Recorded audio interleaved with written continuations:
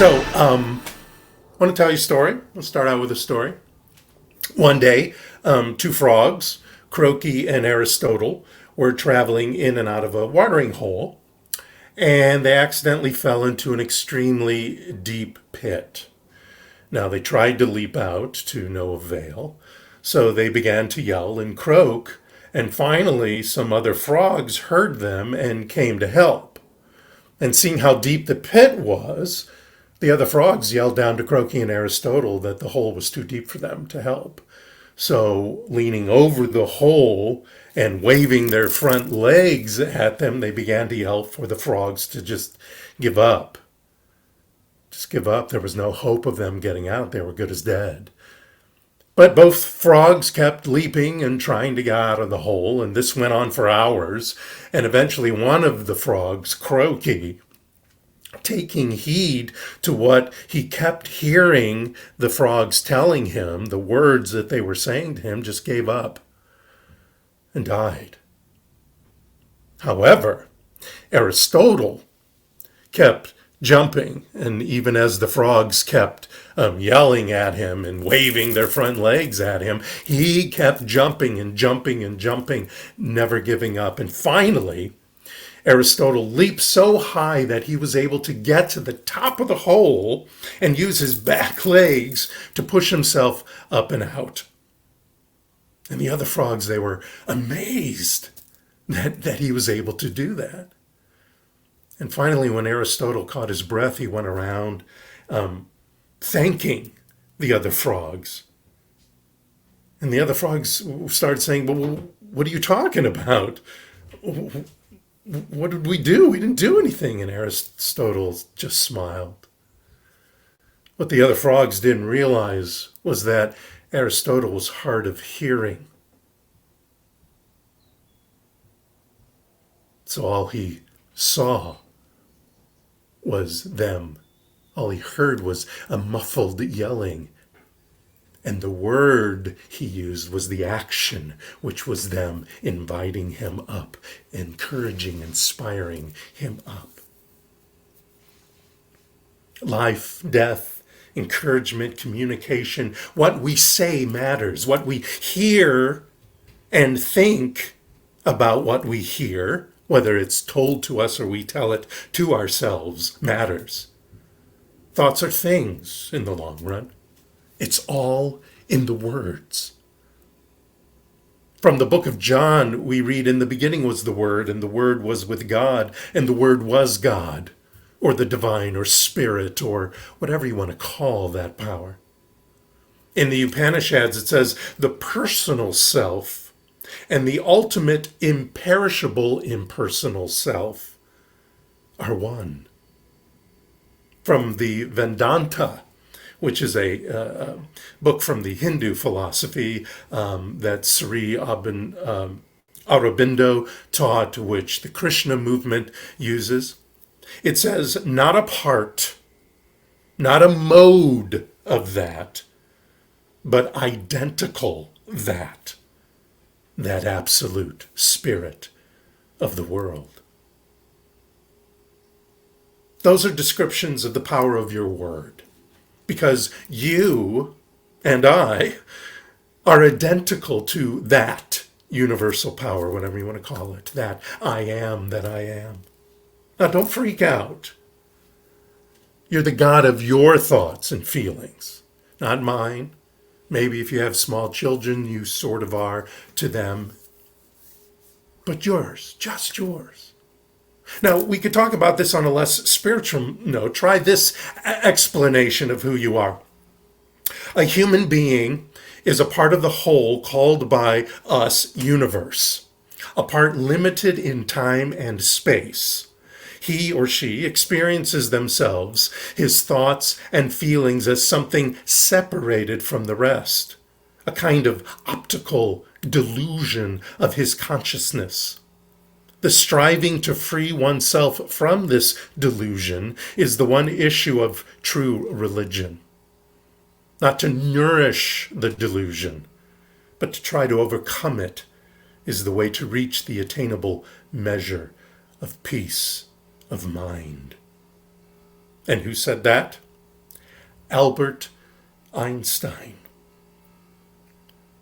If the energy of the Big Bang created all, then this energy lives in each and every one of us for us to use. It's a part of us. That energy is in every cell in our bodies. We can't be afraid of this truth that we are the gods of our experiences. We are the gods of our thoughts and feelings. We can't be afraid of the responsibility of what we experience and how we react to it, because we are in control of that. We especially can't be afraid of the conscious, mindful, intentional use of our word and doing that and stepping into being consciously mindful and intentional in the use of our word. Our actions may be powerful, but our word is the most powerful. And no action occurs without first the word in mind, without first the word and the feeling generating in our brain and thus throughout our whole body and our mind and our hearts and our guts. This is science. Andrew Newberg, Dr. Andrew Newberg is a neuroscientist, and he writes a book with a gentleman named Mark Robert Waldman. And they wrote, "A single word has the power to influence the expression of genes that regulate physical and emotional stress." Now, they don't necessarily mean stress in a negative way, because what they're talking about is a single word can bring stress, negative stress into your life, or it can bring a positive illumination in your life, a positive energy, a positive action into your lives, because this word powers the goings on in our brains. And so the genes and the hormones and this and that, the neurons snap and move and change our mood and change our ideas and change our reactions. Sometimes we get frightened to speak the truth. We have a fear of getting our wrist slapped because we stated our needs to either the universe or somebody else. We're wondering sometimes if we are safe or even worthy. Do we have all the information that we require? Do we have the skills even necessary to effectively communicate and declare our desires, not only to some energy that is called God or the divine or the universe or whatever, but to ourselves, the individualization of that energy, that power? This happens on the outside in conversations or protests with other people or ourselves when we speak aloud, or on the inside in decision-making, prayer, contemplation, visioning, visualizing, or any spiritual practice or self-talk. Emily Dickinson said, "I know nothing in the world that has as much power as a word." Self-talk. It's always about deciding who we are, what our life is to be. So what words are you using? Are they small and mumbly and without clarity and hesitant? Are they full of fear? Or maybe they're verbose and you just never stop talking and never reach a decision and never reach the end result of your intention. And you speak without much meaning or without much feeling. You're just saying words. Or you're distracted by those pretty words that you say. Or you're distracted by mantras that have no significance to you. Or no belief about those words for you.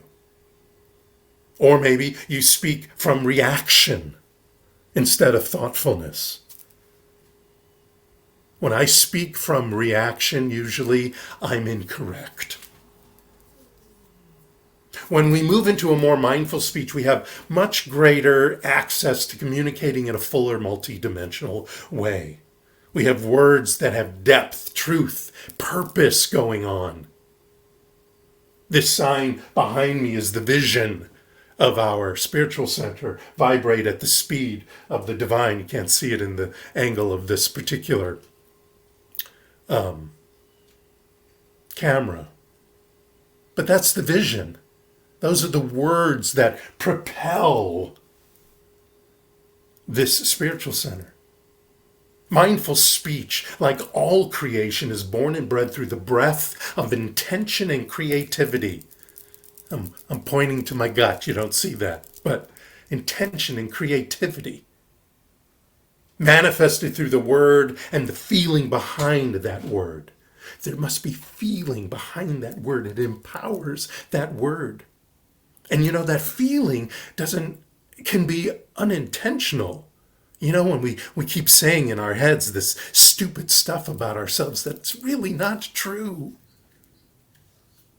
A word needs to become consciously from the heart, habitually spoken. Then this word or words eventually takes root in your subconscious and then, of course, in your prevailing belief. And this word can be energetic. It doesn't have to be verbal. It could be cosmic, coming from all around you, like inspiration versus vocal. It can be felt versus spoken. The word may be found anywhere.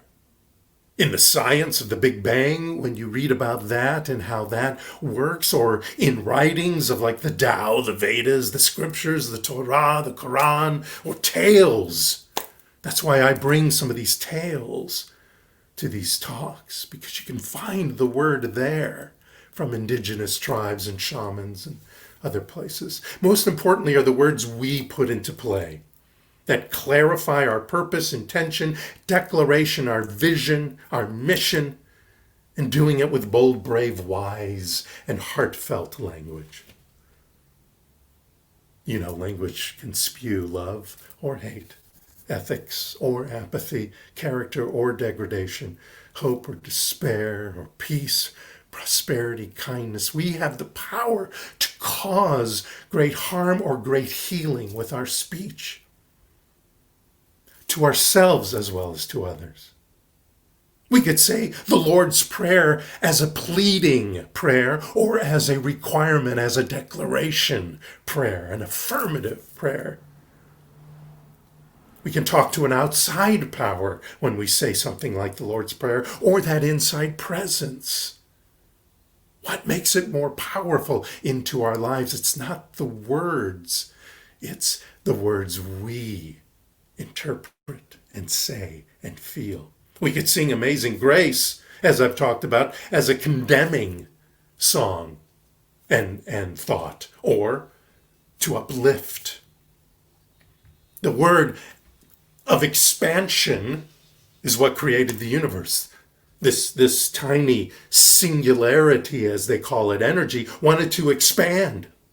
And from that came the quarks, the gravity, the light, the atom. Then the word was expression. Desire to express, to be seen and present. And so the planets and the suns and the stars were created. Then it had this word of experiencing life in a new way. It wanted to experience life in a new way. So it created sentient beings, this energy, cells, animals, humans, flora, fauna. Ernest Holmes wrote, God is intelligent mind and spirit, and there is a direct response from this universal intelligence to our intelligence. If we ask for bread, we shall not receive a stone, but we are told we must ask believing if we are to receive.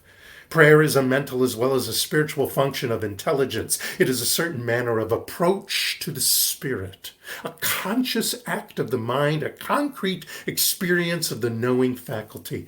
Prayer should be direct and specific and should always be accompanied by a positive receptivity.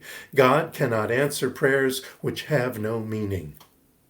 Now, there might have been a couple of words there that some of you are like, oh, God, no, please, with the word God, I don't want God. I don't even like divine or spirit or presence or any of that. Don't use it. It's whatever the power is, and it's not outside of yourself. It's inside of yourself. The power of your logic and your imagination. And prayer. Get rid of the word prayer, self-talk, whatever you want to call it. We're creative agents. We must put meaning and belief into our words, thoughts, and prayers. It is the meaning, the conviction, the intentional mindfulness that is the root, the nexus, the fuel from which our words come to life. And yes, there are certain frequencies in certain words, like the word of Om. There are certain frequencies in Sanskrit that create an energy. But it is our acceptance of this word, of this energy, that makes it work. But all words are important, because all words are thoughts, all thoughts are prayers, and all prayers steeped in the feeling, faith, and gratitude of manifesting now, do so. You know, there's a song that's popular with the Unity teaching, Words and Music by Lucille Olson, and I'll just sing you a bit of the first verse. Our thoughts are prayers, and we are always praying. Our thoughts are prayers. Listen to what you're saying. Seek a higher consciousness, a state of peacefulness, and know that God is always there. And every thought becomes a prayer. And later on it says, seek a higher consciousness, a state of mindfulness.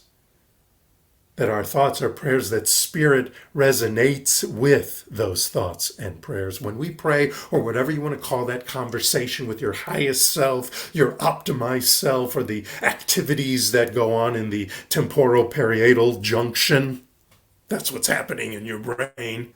When you speak to your highest self, to your most inspirational and intelligent self, your most wise self. We converse with the energies of the mind, be it a conversation of questioning, pondering, arguing, eventually concurring with the idea of what it is we want to create.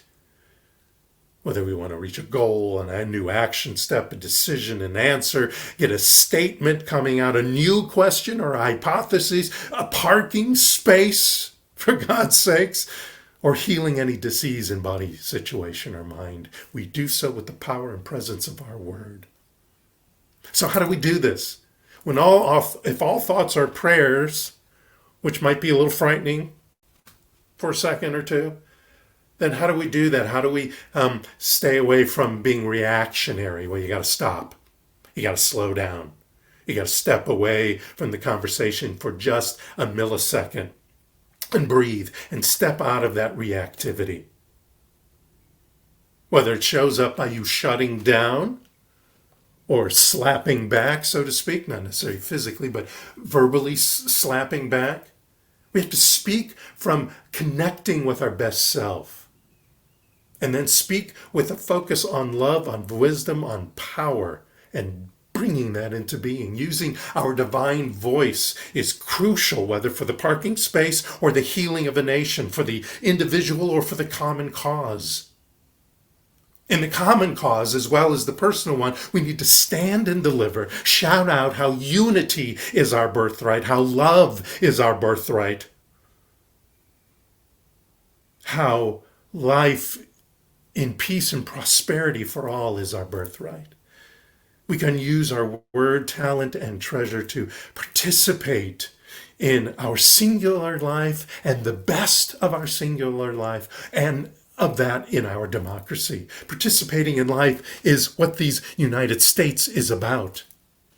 Your life is the life of a spiritual being in a spiritual universe, rocking out the spiritual laws with peace, joy, love, light, wisdom, beauty, prosperity, and health. The word is your word.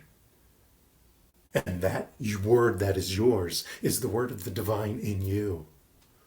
Use it with imagination, bold, brave, and loving intention. Watch your words. Use them to focus on what you want, not what you don't want, not what you wish to remove from yourself, your attitude, your perspective, or anything going on out there. Use it to focus on what you want.